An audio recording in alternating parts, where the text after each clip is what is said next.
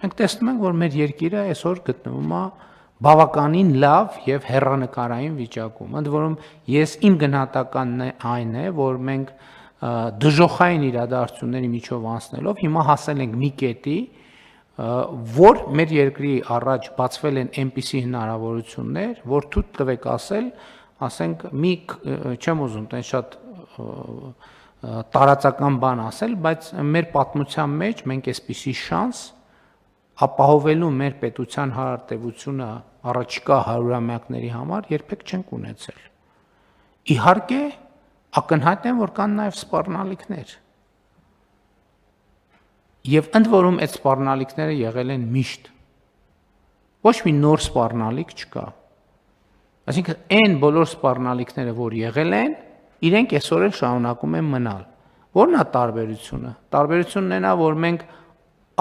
այդ սպառնալիքները կառավարելու հնարավորություն ենք ստացել տեսական